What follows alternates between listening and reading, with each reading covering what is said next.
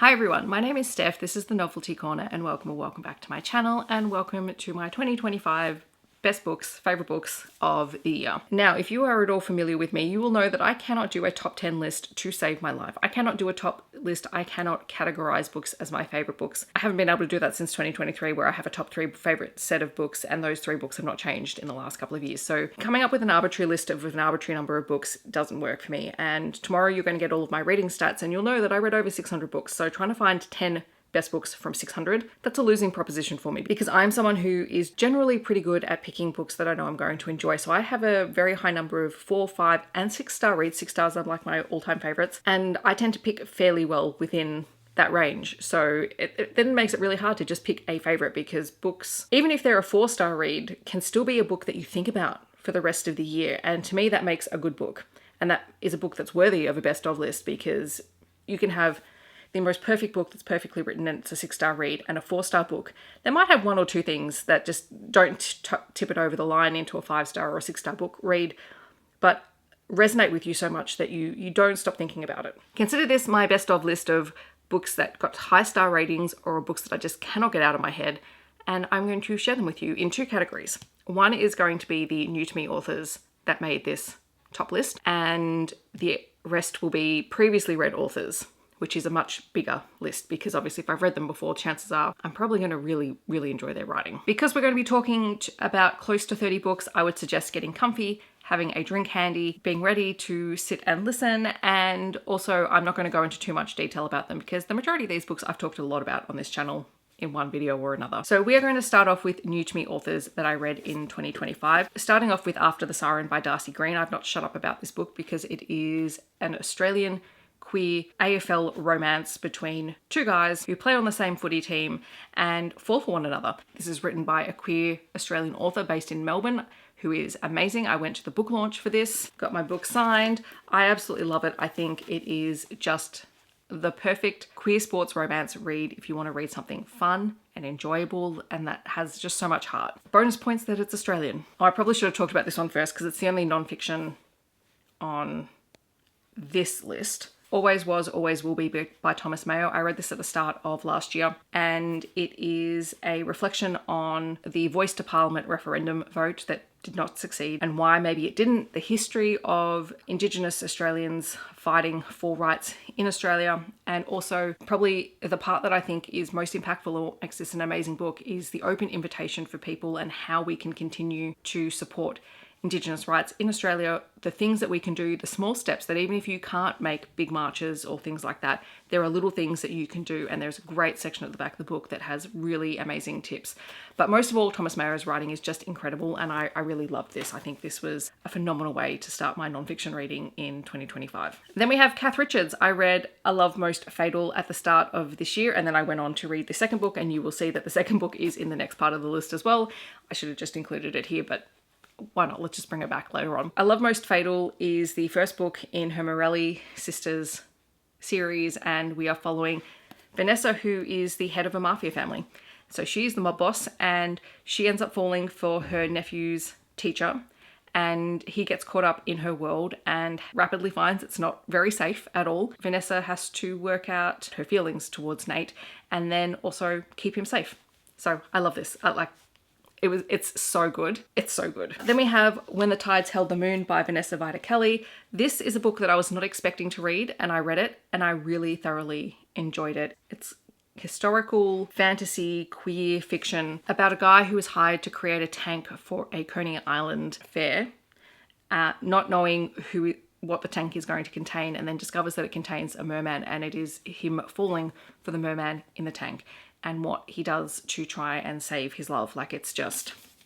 It's great, and it has these incredible illustrations by Venessa throughout the reading. I also listened to the audiobook and kind of immersive read this. The audiobook was fantastic, so highly recommend this. Then there is The Ministry of Time by Kaliane Bradley. I read this at the start of last year as well, and this one was a very popular book at the end of 2024 and at the start of 2025. We have characters who have been brought out of time from the past into our present day, and they are assigned handlers to help them acclimatize to the present day. I just like the timey-wiminess of this.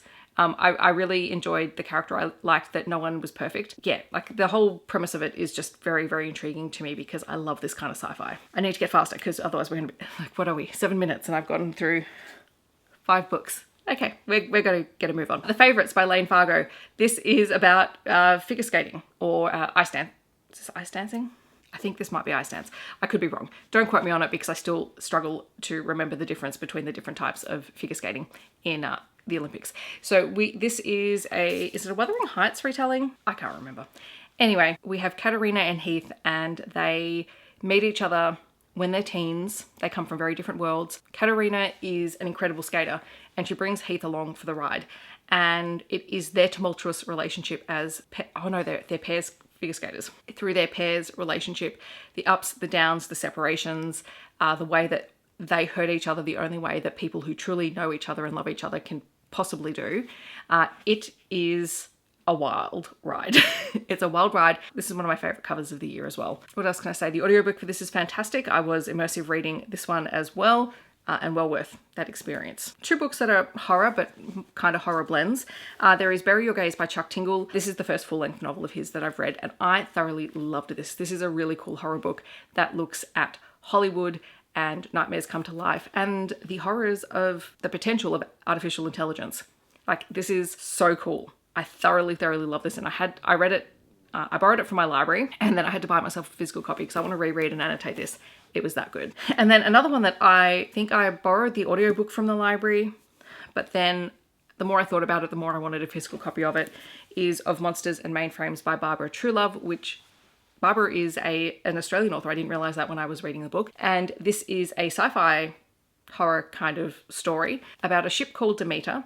So the ship itself has this kind of artificial intelligence called Demeter running it, who keeps losing entire shipfuls of passengers and becomes known as the ghost ship because she does long hauls and her passengers always die. She begins to suspect that it's not her fault that they're dying, that there is something happening on board this ship. And we have a lot of myths occurring. Like, you have Dracula and you have the Wolfman and you have all sorts of alien-like creatures and critters on this ship. It's really cool. I'm doing a terrible job of explaining it, but this was one of the most interesting books that I read. I highly recommend the audio for this because it is phenomenal. This was not like anything else that I read this year, and it was really cool. All right, I've just stacked up more books beside me so we can get through my favorite books from authors I've read before. Again, these are in no particular order. There's no order here. These are just books that I have thoroughly enjoyed. Beginning with Kate Canterbary, who released 2 books in her Friendship Rhode Island series in 2025. There was In a Rush and In a Second. In a Rush is a friends to lovers, marriage pact kind of romance between Ryan, who is a professional footballer, and Emmy, who is a primary school teacher. It is highly delightful, this arrangement. Like, it was so wonderful being back in this world. Kate Canterbary is just a no-miss contemporary romance author for me now. And then you have In a Second, which came out at the start of December. This is a second chance romance between Jude and Audrey. So Audrey got married quite young and Jude had begged her to call off the wedding, but she didn't. And there's a lot of backstory as to why that didn't happen. But now, years later, she's divorced. Jude has come back. He's a single dad and he needs her to pretend to be his fake fiance for reasons, which is just one of my favorite setups ever. So these books, so much fun. I love this series and I need every side character in this series to have a book. There is also the entire Firebird Chronicles by T.A. White, which I did start reading in 2024, but I finished the series in 2025. It is incredible. It is a grand sweeping space opera with a really cool romance that runs through it about a woman who has always been different from everyone around her. She can't quite explain why, but she discovers that she is a long-lost member of a very powerful race of beings in the galaxy. And when they discover who she is, they want her back because she's a child that they lost decades earlier. But she's independent and headstrong and she doesn't want to be under someone's thumb. She doesn't want to live under the rules that they have. And yet she realizes that maybe she has to. She's a character who is always kind of one step ahead. She's very clever and intelligent. We love competence around here, and her love interest is the same. Plus, the found family and the side characters. Oh my gosh. We are getting a 6th book in January, and I cannot wait. All right, there is The Shot You Take by Rachel Reid. This is another one of her hockey romances. This time we have 2 characters who are much older. One of our characters has retired one of them is still playing, and it is a second chance romance between the two of them, even though a lot of things have happened in their past. Like, if you like heated rivalry and you like the Game Changers series, I think this one steps it up a notch in terms of Rachel Reid's writing style 100%. I think it is a more well-rounded individual story on its own. All right, then one of my favorite Aussie authors, Evie Mitchell, had Royal Salute. This is a queer royal romance between a prince and a member of the Royal Guard. The prince is in fact a spare heir. He's not in line for the throne at all. There's no threat of that being a case, but it is a really cool relationship between our two main characters. It is so sweet. It talks about Indigenous land rights in here, which I think is amazing. I adore that Evie Mitchell released this book, and I love that she released it in tiny little pocketbook form. Another book that I will not stop screaming about, I want everyone to read, is An Academic Affair by Jodi McAllister. This is my ARC, so it doesn't have the title on the front, but it is An Academic Affair. This is a rivals to lovers romance between two academics who end up having to pretend to be married in order to secure the jobs that they would like, because they are struggling to find jobs in academia, because that's a thing. It's hard to do. And Sadie and Jonah just own my heart, because despite the fact that they've been rivals basically their entire professional career, they begin to fall for one another, and it's super sweet. Highly, highly, highly, highly, highly recommend. This was a book of the month pick over in the States, which people need to read it. It is fantastic. Okay, we have changed the camera battery and we are back with Pucking Strong by Emily Rath. This is the fourth book in the Jacksonville Rays series. This one is an romance between a gay man and a demisexual man who doesn't really understand his demisexual identity at the start of this book. Henrik plays for the Rays. He finds out that his sister has died in a car accident back in Sweden, and that his niece is severely injured, and he needs to take guardianship of her because their only other family are his parents, and his parents are not capable of taking on a young child, especially one who has significant injuries. Enter Teddy, who has always had a crush on Henrik and is the new team physical therapist.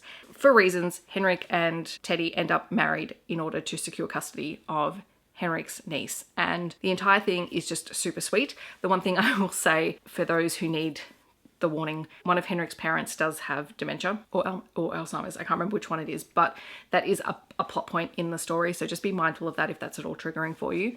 But this book was just adorable. It was really, really fun. This was the year that I finished reading Tal Bauer's backlist, so there are like 3 Tal Bauer books on here. The first one being Hush, which is a romantic suspense about a federal judge and a US Marshal who is assigned to him. It was great. Whisper, which I read just recently, I'll be talking about in my next wrap up. This one's kind of hard to describe very briefly because it takes place after the 9/11 terrorist attacks in the US, and we are following a CIA agent and a special forces officer who end up meeting as a result of this attack and the work that they're doing. And it is set overseas. It is set during that wartime. It looks at real events, then fictional, like real events that are fictionalized for the story. And the amount of research that Tal Bauer did for this book, like this book is huge.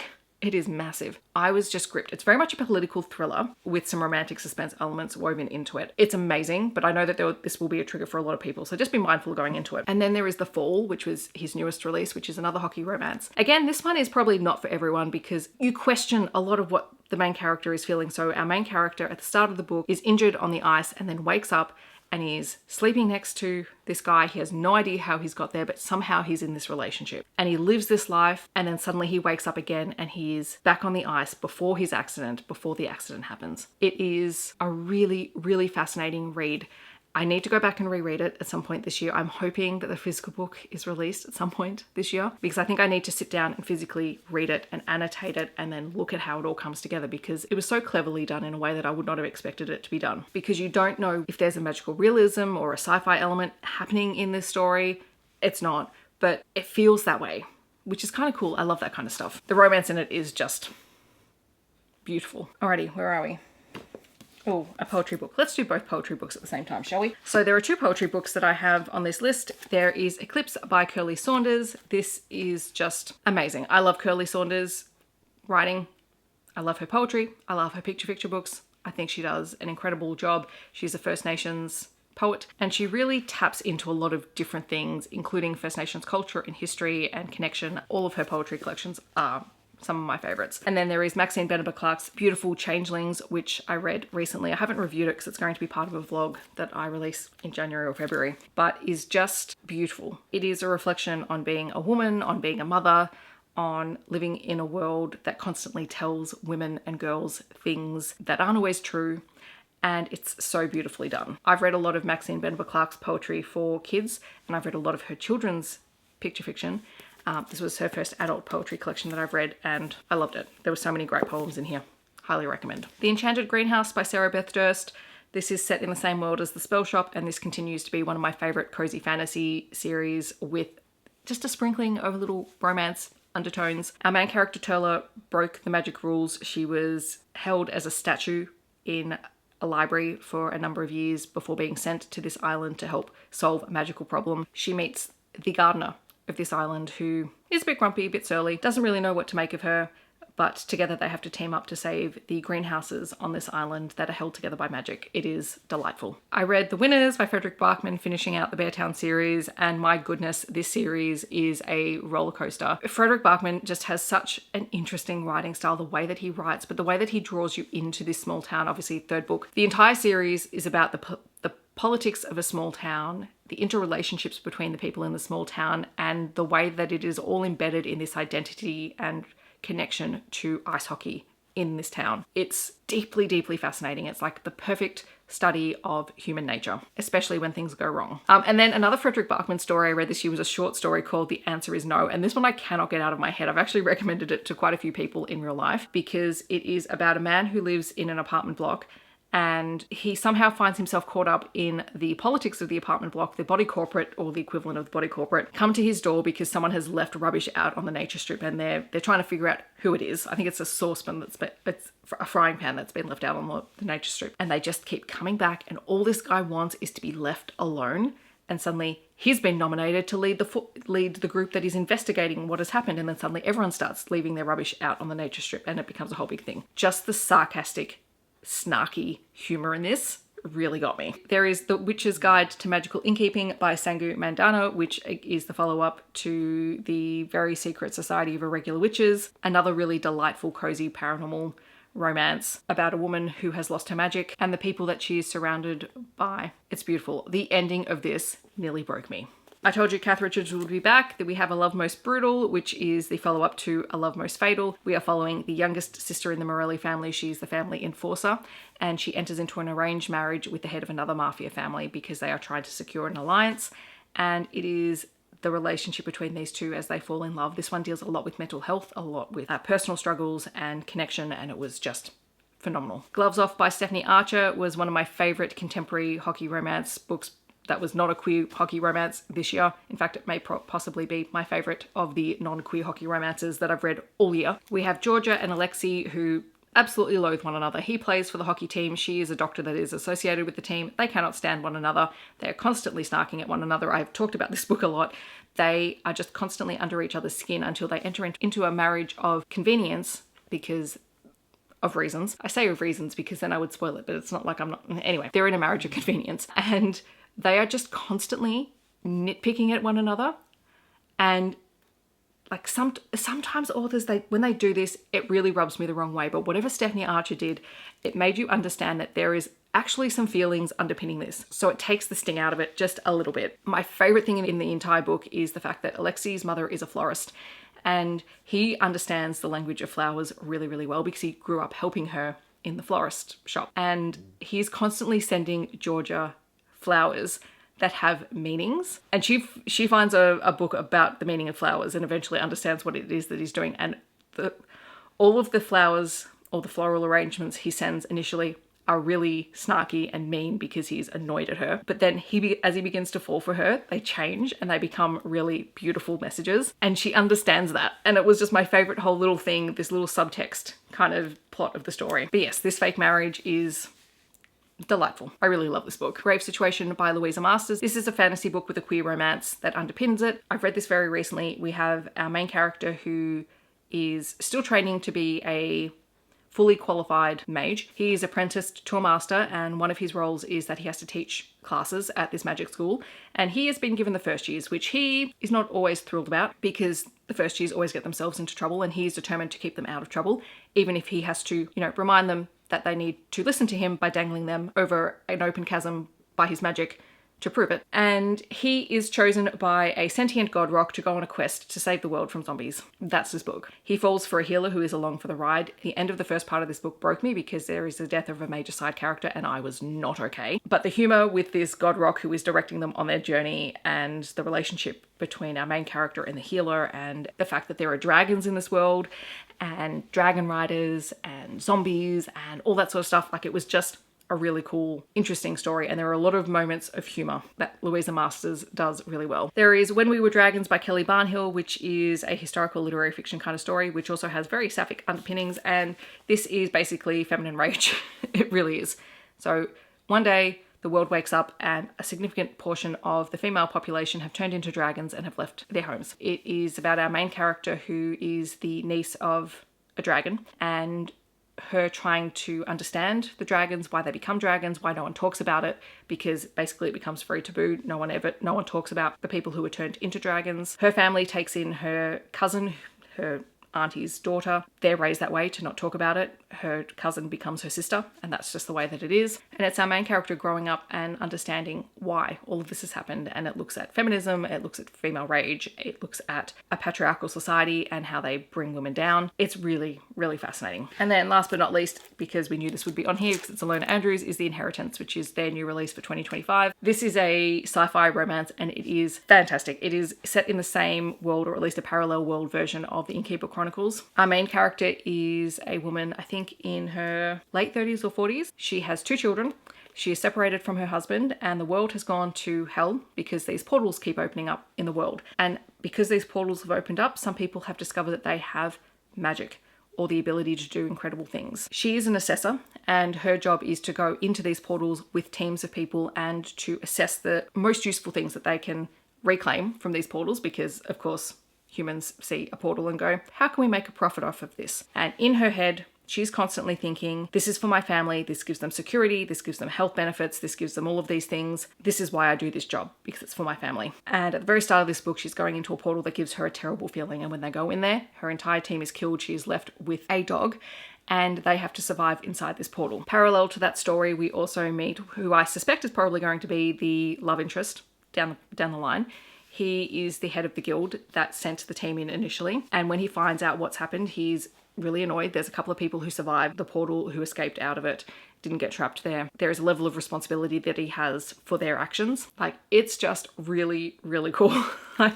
I'm doing an absolutely terrible job of explaining it. I have a live show talking about this with my friends, so you can go watch that if you want a full explanation. But this, so fun. So fun. It's not very long. Well worth reading. And those are some of my favourites from 2025. I'll leave a list of them down below because there was a lot of books. In the comments below, I'd love to know what are some of your favourites from 2025. They don't have to be your 5 or 6 star reads, but they could be just the books that have stood out in your brain from the year. Feel free to let me know what they are down below. If you want to let me know that you're here but you don't want to leave a comment, feel free to leave a star emoji for the new year. Otherwise, I hope that wherever you are in the world, you're staying safe and healthy, and I'll see you in my next video. Thanks so much for watching. Bye everyone.